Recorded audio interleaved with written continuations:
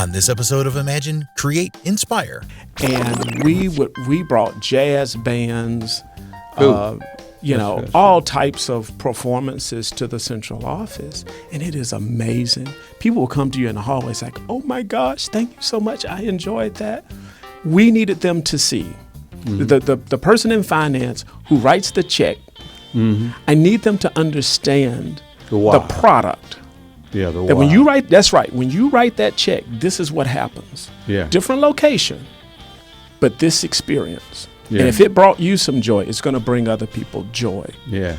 You are listening to Imagine, Create, Inspire, the podcast.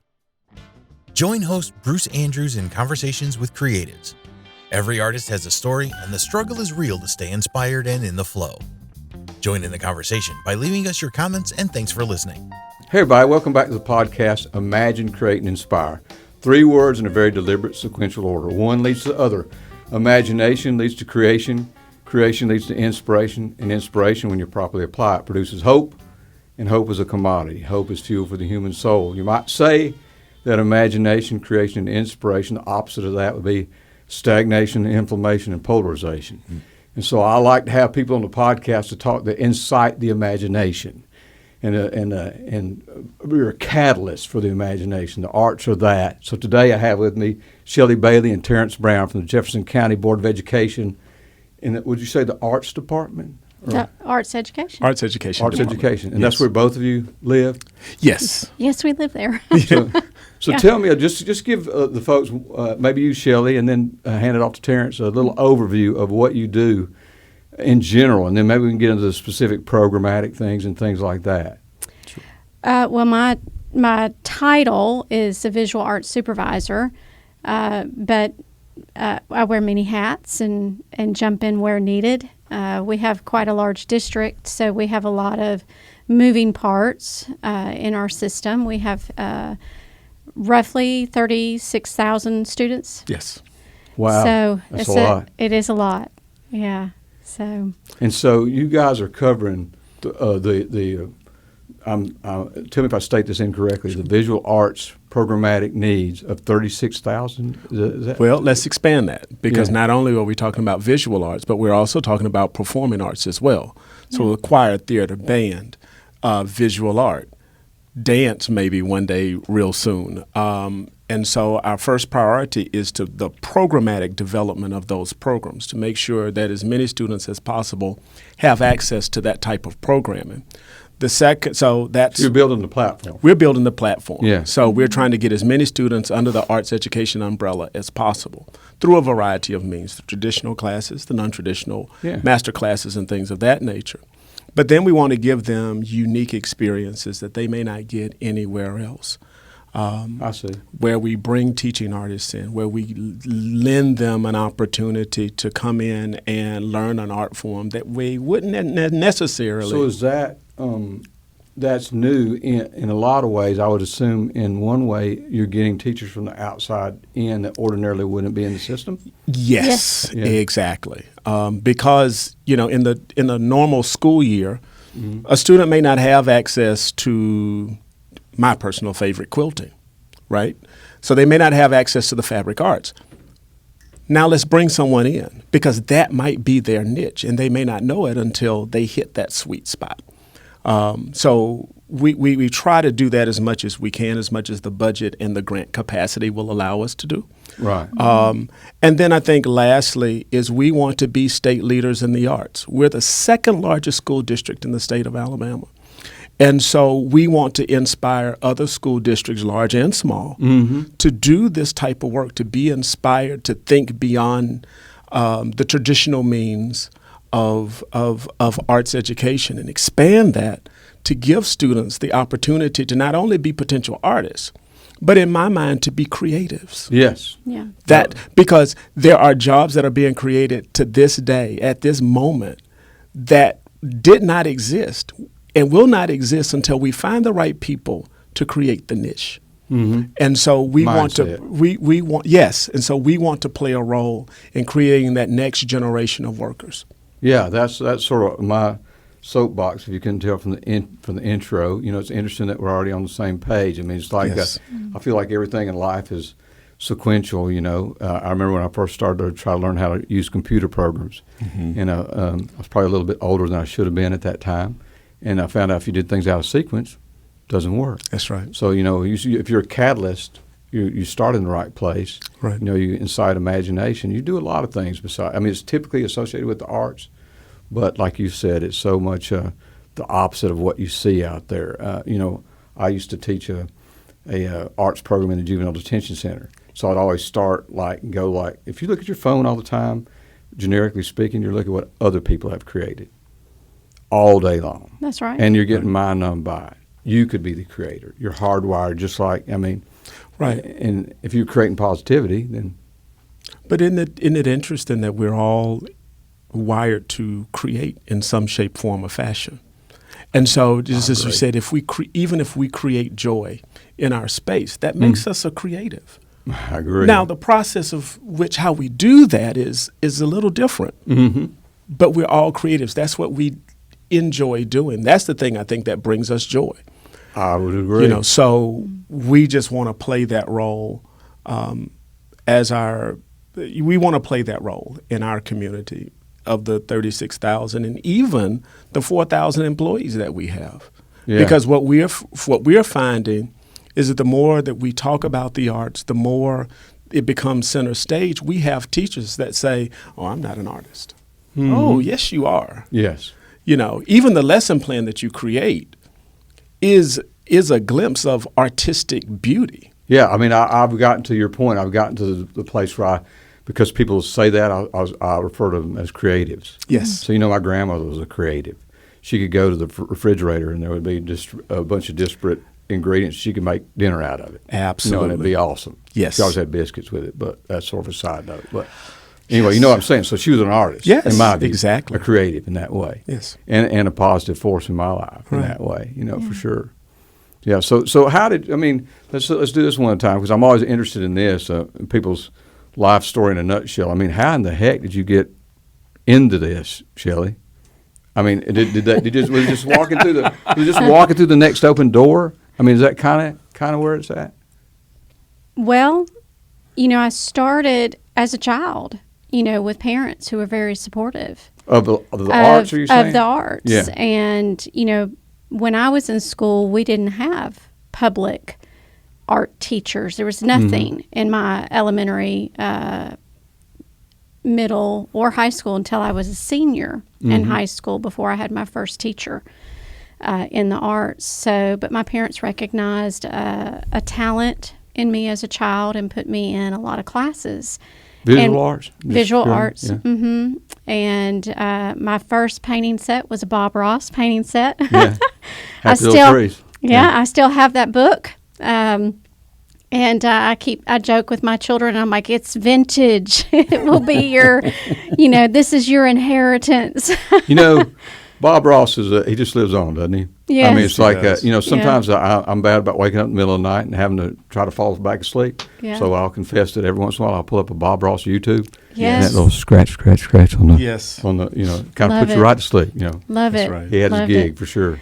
So it just kind of continued to morph from there, and I went to school and studied the arts. Of course, my father, I think, was like a lot of parents today, where he worried to death that I was going to be a starving artist. Yeah. And I would make no money whatsoever, and just continued to have a love for the arts, and I just started to enjoy sharing the gift and decided to go Made you feel good. It did. Like and Terrence said. In some way it completed you. Yes, and you really can connect with people through the arts, and I just really enjoyed working with children and became a teacher, and my career has just morphed over the years. I have taught kindergarten all the way into college-age kids, and it was just kind of a natural progression for me to go into administration and to become a supervisor. And now I can impact so many more. I can create so many more programs for children, and I can have such a larger influence on what our kids are learning and what I feel is valuable to their education and helping them have a well-rounded education. The arts brought a whole lot to me. Yeah. Growing up, and Yeah, me as well. and there's so many wonderful careers, and it's so important that we're educating our parents on what is available to their children in the arts. I mean, the arts are everywhere. Yeah, and like you said, Terrence, the aspect of inciting your imagination to creativity Right. is like, interestingly, we have these computers in our hands, and the opposite thing has happened to so many people. It's like Yes. you don't create anything. You just look at what other people create, and you're just mind numbed. You're Right. detached from your imagination and your creative self, and then you're wondering why you feel incomplete. Right. Yeah. How'd you Yeah. get into it, Terrence? So I came at it from a completely different angle. Yeah.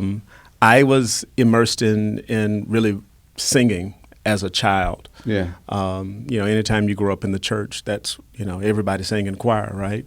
And started out in middle school, wanted to play an instrument, and they put a trumpet in my hand, and that was okay, this loud, boisterous instrument.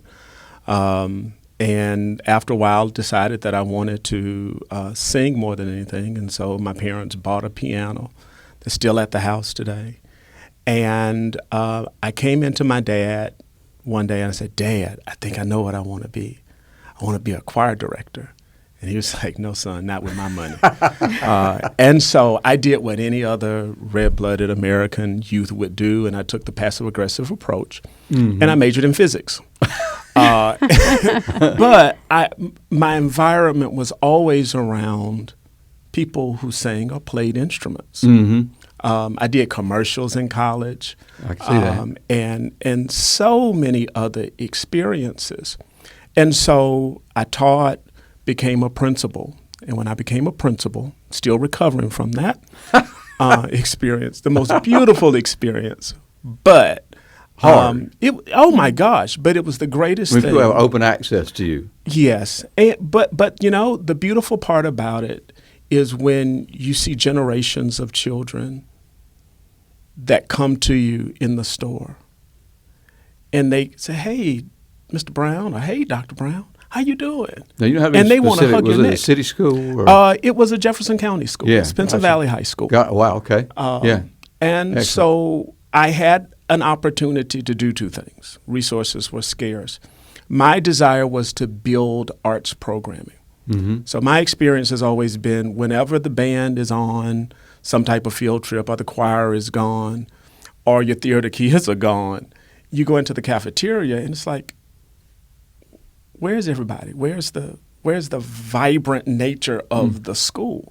I felt as if the school had lost its soul when those kids weren't there. So as a principal, okay, let's build. I can put a whole lot of kids in band. I can put a whole lot of kids in choir.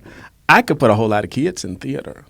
And they can play an active role in productions and things of that nature. Cool.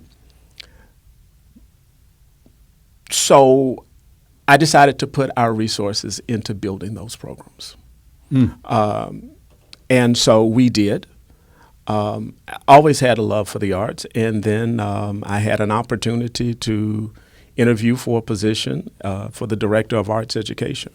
And so I think the thing that was the draw is that I know how to build programs certainly at the secondary level. I have a point of view that some people don't necessarily have. So I was just tickled pink to in my mind, come back home, come back to what I know in my heart are my roots, right? Yeah. And to help other people see that value. And then to help other artists to understand the role that the principal plays. There's a lot of that in making helping that other people happen. see, isn't it? Yes. And so it's been a lot of fun. It's been hard. I will dare say that it is harder than being a principal. Just selling the idea. Selling the idea, putting resources behind the idea, saying no to people when we know that we want to do certain things for students. But not being able to. I think the thing that upsets me the most is when we can't get a teacher unit for either visual art or music. And I've always said, if you're going to do that, get down on your knees and explain to that little 4-year-old or that 6-year-old. Say, hey, we can't have music because there's other important things going on. Yeah. And if you look in that kid's eye and you can say that and walk away and go eat a cheeseburger, I think there's something fundamentally wrong. Yeah. Well, that's good. I like that. And so for me, that's the thing that, keeps me up at night and put irritation in my belly. I get you. But I mean, I think we similarly as an arts nonprofit, I'm always trying to, 6 ways to Sunday, try to make the case. I would say things like if we infuse arts and cultural opportunities in the community or raise the value of the community, it can see at every level. Yes. So if you're not down with the arts, you think we're all just in this, we're all coloring in books or whatever we're doing like that, then realize that, the trickle-down effect of it is economic and everything else. The literature makes it clear. There's a book that I always refer to called The Rise of the Creative Class. And it's been a book, it's really a second edition. And what it talks about is how do cities create this creative class. And the first thing that they start out with is paths for biking and walking, creating green space. And then the third thing, what happens is the arts then makes its way through there. And if you have these open spaces where people can walk, come together, matriculate, be entertained, now the whole cycle starts. Yeah. And if you look it's juxtaposed to, to get out into a green space, it's juxtaposed to looking at a little screen like this. Exactly. You get out and look at the universe and then realize that the possibilities, your personal possibilities. Yes.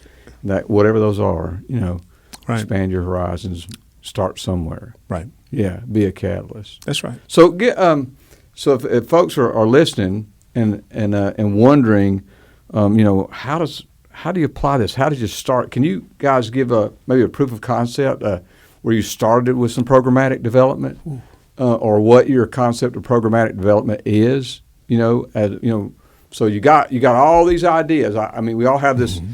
This is where we all creatives have a bit of a disease. We have so many ideas. Right. We can be like a sparkler shooting off a lot of energy, but I know you guys are doers, and so at some point you have to go, okay, this is doable right now. We're going to start right here and build a platform. Okay. So I think the first thing that we did, the first initiative that we had was an initiative, I guess, we didn't call it this, but it was just a goal to close the gaps. Yeah. At the elementary, the arts, it's so developmentally layered. And so we wanted to make sure that all of the students in Jefferson County had access to visual art and music. So when you say, for anybody that might get lost in our lingo, when you say close the gaps, you mean for kids that are disenfranchised or at risk that ordinarily might not be able to plug in? Or schools that may not have an art or a music program for whatever reason. Okay. And so what we tried to do is close that gap. And so we're sitting around, it's like, okay, how do we close the gap? How do we close the gap? Okay, let's ask for funding to bring in teaching artists. Okay, and so that was the first thing. And so the superintendent gave us an allotment of money for that purpose. We were able to close some. And how long was that? That was, seriously. Wow. Well, Dr. Brown has been the director now going on 9 years. 9 years. And I've been the supervisor for 7. So since we've been almost together, a decade. we've really, that's a pretty consistent conversation because things consistently change in education because your ADMs change with your enrollment of your students. So that means your units will fluctuate. And so one year you could have a music teacher, but then the next year it gets cut because of, reduction, either in enrollment or for other, a lot of varying things reasons, happen. Right. But we just are constantly talking about that and figuring out ways to get programs. And sometimes we can't, funding-wise, get in a teaching artist or pay for a unit. So then we start looking at opportunities for the kids. What kind of partnerships can we develop with local partners? Field trip opportunities. Can we bring in entities into our schools to have in-house opportunities for the kids, whether it's through performing arts, Right. for visual arts, if we're going to bring in a dance company to come do some dance classes, Right. with our students. Yeah, so that's for us. That's the genesis, right? In terms of programmatic development. And so I remember one day we were just having a conversation about it, and we said, okay, well we'll pick this up tomorrow. We'll come back tomorrow. And Shelly comes back in the next day. She's like, Terrence, I have an idea. And whenever she says I have an idea, that can mean a variety of things. That could mean I may be in a house up to my knees looking for things. Or it could be sloshing around looking for stained glass. I mean, just anything. But I'm willing to take the journey with this lady. She's incredible. I hear you. Terrence will go. He'll go just about anywhere. I ask him, like, "Hey, we need to go see," and he's always All game. right, let's go. Yeah. So you need people like that in your life. she came in Yeah. and she says, so why don't we create an art bus? Okay, and then she explains it. And so why don't we, to help close some of the gaps, we can create this mobile art bus. And it goes from various schools to give some students exposure. I said, okay. And then we can write curriculum for it. And it's like, okay. But not only write curriculum, she said, but I think we need to have music to match the curriculum. I'm like, okay, that's great. So we run down to the superintendent's office, and he says, okay, hey, come on in. How y'all doing today? Very kind man and a great supporter, Dr. Gonsolin. He's a wonderful supporter of arts education in the district. And he says, so what do y'all need? I said, we need a bus. And he kind of sits back in his seat for a second, and then he comes back. He said, yeah, I think we can do that. After it was constructed, one of the things that he said that was very interesting, he said, I didn't know what they were talking about. All I knew that they were excited about it, and I wanted to get on board and make it happen. You are a star, you know that you are. Your light travels far, and that makes you a star. Yeah, you are a star, you know that you are. Your light travels far, and that makes you a star. In all the galaxies, no one like you, no one like me, one of a kind. So we sit around and think about that type of stuff often. How do we close that gap? I know when Shelly, the first time when you came on board 7 years ago, we were a grant writing machine. And that's the way we thought we could really, really help close some of those gaps. And to give us an opportunity to spend more money in more places was through the grant opportunities. Now, that's kind of tapered just a little bit. Now. It is a part of the equation, but not as much of the equation as it was 7 years ago. Yeah. As you know, in grant writing, the reporting can be strenuous. Well, it's like, that's a big part. I'm into 3 of them applications right now. And it's like, not only is there research and development, which is very important. Once you select to write, which is a thing I didn't know 9 years ago, the writing is sort of academic part of it. And then, as you said, once you get 3 or 4 of them running, or 5 or 6 of them, or 8 or 10 of them running, the management of them is like, you don't want to drop the ball. And it's very intense. Yeah, it's arduous. It's like it's a lot of layers. So, and most of the time, at least I run into it frequently as a director of a nonprofit, and you're in a similar position. You started writing them. It's like you did it, so you own it. And then before, and it's very hard to hand off. Yeah. Or to get people to align themselves as a like our board will always say, how can we help you? And I'm like, it's hard to get people up to speed for that. For the writing and management of grants. So I get it. So I think that's the genesis of everything that we do. Here again, it's centered around those 3 pillars. Those, give students the opportunity and the exposure to the arts, create those unique experiences. And so we often sit down in a very roundabout way and have conversations about that. Now, side note, am I wrong? Was Calliope Yes. She did she recorded those tunes right in here. Yes. In this room. Yes. In this room, yes. We actually bought the equipment that's on this table and we rushed to buy it initially for that project. Yes. Wow. So She produced some wonderful music for Yes. us. And in fact, we were all here not too terribly long ago Yes. recording in this very room for one of our songs. Yes. that's right. And Sure that did. was during we were kind of just coming off the COVID shutdown. Yes. thing, right? Yes. So it was all a little surreal then. But yeah, I remember that. Yeah, absolutely. If she's listening, she knows I refer to her as a whimsical butterfly. So, Yes. like Sun looks circular. I heard it was spherical. It's a very special day. A very special day. I understand you guys have a partnership with the Kennedy Center. I mean, we're down here in Central do. Alabama, and what is up with that? I mean, what's going on with that? How did that transpire? So in 2012 Yeah. is when we started our partnership with the Kennedy Center, and they have a program called Partners in Education.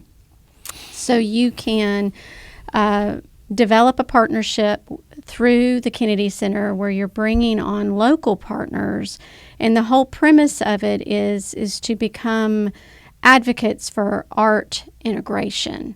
So Okay. they're arts integration experts with the Kennedy Center, and they have just a wonderful plethora of artists and experts in that area in teaching regular classroom teachers plus arts education. When they say integration, they mean integrating the arts programs into the public education system. Is that correct. Yes. Yeah. Where the regular classroom teacher, a fourth grade teacher, can incorporate music education into their program, and how do they mesh that with their math standards? Right. Or if you're wanting to integrate visual art in with your science and social studies.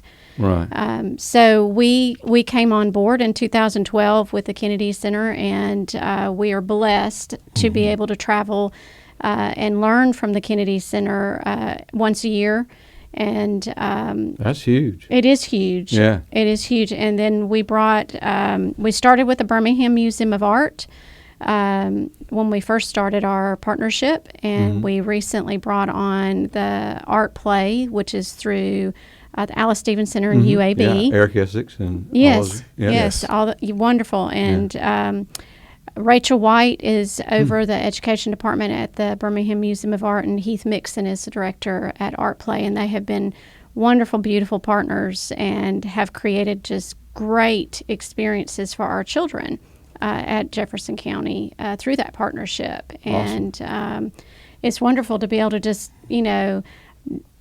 jet off a text message and say, hey, I need this, and they're on it. We get messages all the time from Art Play that they have a show coming in, and who would be open to them coming into their school. And so we're constantly able to open that door where we're able to bring in programs to our schools. It's been just an amazing experience. That's beautiful. You don't have to reach out far. I find that to find like-minded people who are networking on behalf of the arts. Yes. And we all have a similar. I always say a lot of times to the board when the subject of fundraising comes up and everything. I say, it's not. Sometimes I watch, the Society for the Prevention of Cruelty to Animals or something, and I'm jealous because they got like a puppy, and they're going like, if you don't give this puppy will die. And I'm joking. I'm an animal lover, but so I'm not making a lie of that. But you see what I'm saying? But I understand the point. That's so Yes. simple a delivery, and our mission is Yes. not that. It's so multi-layered and so important, so intrinsically important. Yes. But yet hard to deliver sometimes. Depending on who is. you're talking to. It is. But I will say, to that point, you really never know that you have supporters until you show them a glimpse of what can be done. And the example that I tend to talk about is when we we have events all during the school year. It's Arts in Our Schools Month. We have choirs singing, theater, productions going on. The elementary children are singing and acting and dancing and all of this stuff. And so we were sitting around again one day having a conversation. And I said, well, if people, i.e. our central office team, which is hundreds of secretaries and directors and assistant directors who just don't have time to go out to the schools at night. Right. And so we said, well, if they can't come to them, why don't we bring them to the central office? And we brought jazz bands, all types of performances to the central office. And it is amazing. People will come to you in the hallways like, oh my gosh, thank you so much. I enjoyed that. We needed them to see. The person in finance who writes the check, I need them to understand the product. Yeah, the that why. That's right. When you write that check, this is what happens. Yeah. Different location, but this experience. Yeah. And if it brought you some joy, it's going to bring other people joy. Yeah. And so those are the type of strategic things that we do.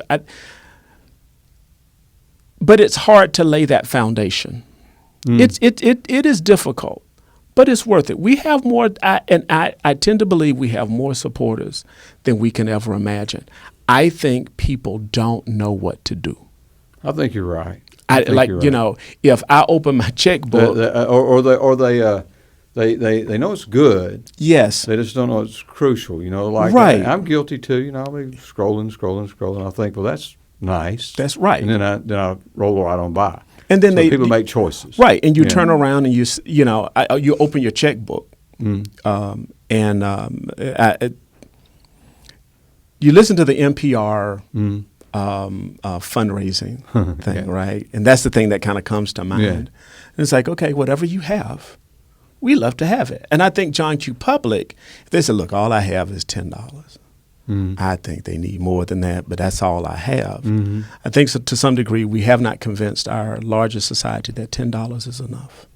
Yeah, and that makes them a stakeholder. Yes. Yes. Then they start getting what you said, the why. Why you're doing it. It's like everybody knows how, knows what they do, and some people know how they do it, but the ones who know why they do it. Right. Whether it's giving or doing the program, it right. keeps you going. That's right. That's the definition of sustainability. Right. What's the deal with Signature Academies in the district? Oh yeah. Okay. So, Signature Academies is aligned with an idea of giving parents in some zones, and this is a pilot program right now. It's not full throttle in all of our schools, certainly not all of our elementary schools. But the idea that the superintendent had was, is it possible to give families choice in terms of educational opportunities? And that kind of shakes the traditional construct within the public school. Yes. So the point being, the perception was, and correct me if I'm wrong, in order to have those kind of choices, somebody might think they have to leave the public school. That's absolutely correct. I got you. So what we're experimenting with in two zones is these two zones have 3 elementary schools, 1 middle school, 1 high school. So in the 3 elementary zones, there are 3 elementary theme schools. One is STEM. The other focus is global language and leadership. And then the third is arts integration. Now, here again, still providing the same standards of instruction in reading, math, social studies, and science, but all through those different lenses, which is very unique. And the experiment is, we hope that over a period of time, once those programs are solid, rock solid, that parents will have a choice at the elementary level to send their children to these schools that have this certain bent. Cool. And then in the middle school, now you have all of those kids with all of those different bents coming now to the middle school. Now we have the robust challenge of exposing those students to potential careers. and giving them opportunities to see the world not only through their elementary school lens, but through the lens of STEM and through the lens of language and leadership. Then when they migrate to the high school, they have choice. They can become members of these Signature Academies that are zoned. Not usually the way they arrive at the high school. Right, right. And so typically in an average Signature Academy zone, there are 3 high schools. Yeah. And they offer different things Yeah. that really have a career tech bent. But what makes our district so unique is that the superintendent said, I want the arts in these Signature Academies as well. And so right now we have 3 schools that offer music technology. And so the work that Calliope did in here, we want to make sure that our students are trained and skilled to be able to transfer that. They're already making music. Yeah, that's right. So why not give them the opportunity to learn to do it professionally? Right. The second program is our Visual Art Academy.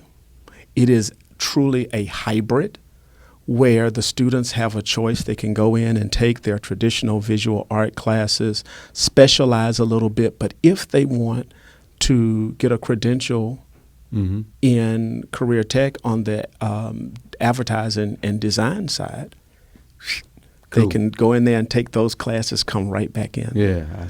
You know, and then I think the It's one almost like a prep school. I mean, yes, it is. In a lot of ways. And so they make that selection at grade 9, 10, 11, 12. Yeah. Right? The one that kind of makes my heart sing the most is the special effects program. Yeah. Gosh. And the special effects program is really started out with mask making and makeup and creating prosthetics and all of this neat stuff. And it's turned into something I just really can't explain. Anytime you see something that takes place in a movie setting, we're training kids to do that work. Yeah. It is like it's... Well, that's only going to accelerate. Well, it's going beyond, the kids are dealing with the technical aspects of it, but they're also dealing with the character development behind it. That's really mature. It is, and our instructor who's running it is Chris Screws, and he's really phenomenal, and it's really working very hard with the students to help them understand that career field too. Yeah. And we're working on developing partnerships with industry leaders to where we can connect our students with working professionals to see the different career options. That we don't want them to feel like this is movie magic, that we're just going to pluck this out of the sky and it's just going to happen. We want them to understand all facets of it, and to also understand that they might decide that if this is the field they want to go into and they want to go into animatronics, we might need to explore an engineering degree. Right. and the technical side of things, that there's a lot of different layers to being a creative. Yeah, I mean, I've heard that from even I think it was Dr. Peters at the University of Montevallo, was dean of the art department, told me that, it was very, I'm paraphrasing, but, that it's not, old school, like when I came through the fine arts, School of Fine Arts, everybody was a painter or they were, now you need to have some business. Sure. Yes. You might need to have, like you said, depending on what area you're going into, you might need to have engineering. You might need all kinds of skills in order to make it.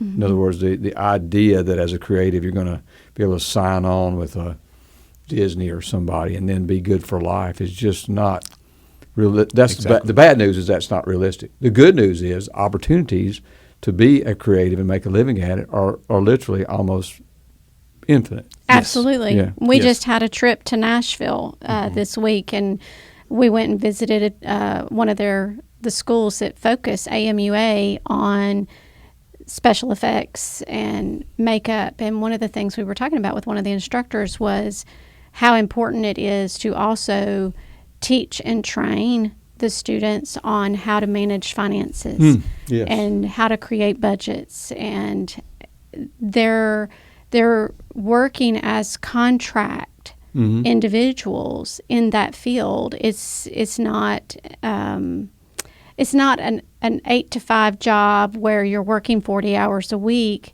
You might work 100 hours, but you're still contracted with all these different organizations and how to understand they're running a business and how to market themselves and how to.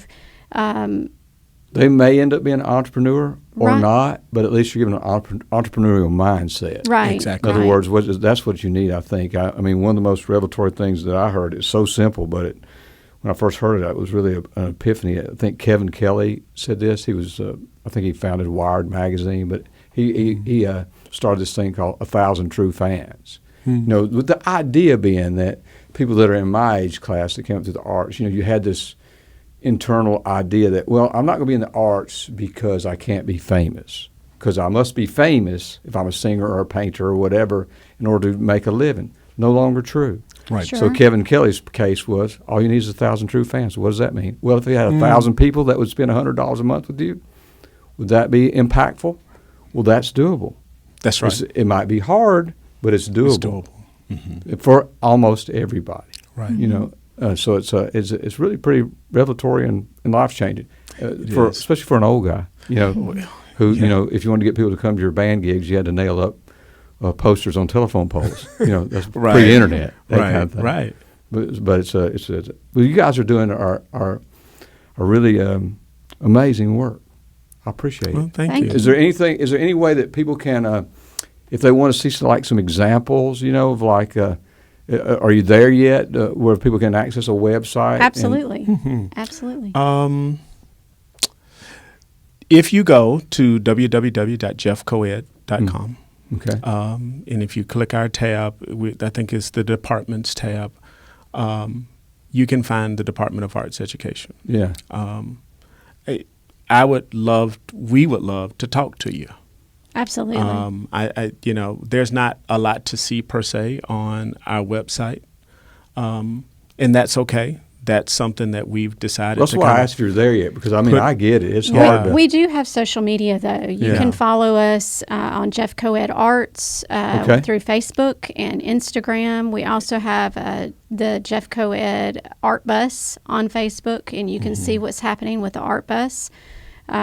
We do keep active social media, Right. but honestly, truly, the best. We're always open door policy. We always want to hear what people are doing. We're always wanting to see how we can bring in partners and how we can support other people in their work. Absolutely. Well, maybe somebody's listening to this might pick up on this is the Shelby County Arts Council. And I'm talking to you from Jefferson County, and it's not like there's some border. You know, Absolutely. This concept is borderless. At least I know that's what we all want. Yes. Right. And so it's Yes. sharing ideas and trying to get people infected with this idea. That's right.